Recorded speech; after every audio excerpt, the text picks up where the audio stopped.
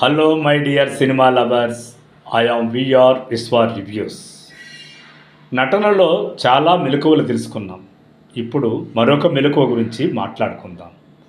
ఉదాహరణకి నటుడు నటించేటప్పుడు అతని చేతిలో ఏవో కొన్ని వస్తువులు ఉంటాయి. ఉదాహరణకి దుర్యోధనుడికైతే గద, హంతకుడికైతే గొడ్డలి, మామూలుగా రచయిత లేకపోతే ఉపాధ్యాయుడు ఇంకేదైనా చిన్న చిన్న పనులు చేసేవాడికైతే పెన్ను, స్త్రీ ముగ్గేసేటప్పుడైతే ముగ్గు వేసేటప్పుడు పక్కన ఒక బౌలు. ఇట్లా ప్రతి ఒక్క నటనకు ప్రతి ఒక్క పాత్రకు సంబంధించి కొన్ని వస్తువులు ఉంటాయి.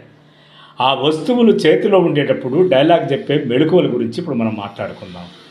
ఉదాహరణకి దుర్యోధనుడు గద ఎత్తేదానికిను ఒక రౌడీ గొడ్డలెత్తేదానికిను చాలా తేడా ఉంటుంది. మీరు బాగా స్పష్టంగా చూసినారంటే దుర్యోధనుడు గద ఎత్తే విధానము దానవీర సూరకర్ణలో రామారావు ఎత్తినప్పుడు ఒకసారి తీక్షణంగా గమనించండి. ఎత్తుకోవడమే చెయ్యి స్టిఫ్గా రావడము, కళ్ళల్లో భావాలు పలికించడము, అదేవిధంగా ఫేస్లో ఎమోషన్ ఎక్స్ప్రెషన్ రావడము, నడుము కొంచెం కదిలినట్టుగా ఉండటము, వెనక్కి ఒక అడుగు వేయడము, ఇట్లా ప్రతి ఒక్క మూమెంటు గదక అనుకూలంగా లయాత్మకంగా తీస్తాడు గదని.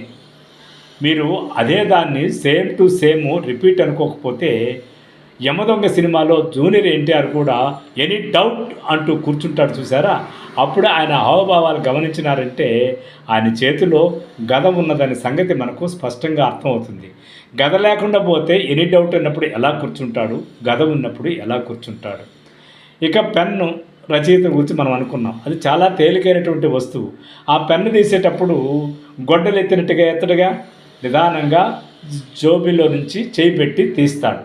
ఆ తీసినప్పుడు మీరు గమనిస్తారో లేదో, కెమెరా పెట్టినప్పుడు ఆ నటుడు కన్ఫ్యూజ్ అయిపోతాడు. కెమెరా కళ్ళు చూస్తూ పెన్ను తీస్తాడు. అది కాదు, పెన్ను తీసేటప్పుడు ఖచ్చితంగా కంటి చూపుని పెన్ను వైపు అప్రయత్నంగా వెళుతుంది. ఆ నుంచి తీసుకుంటాడు.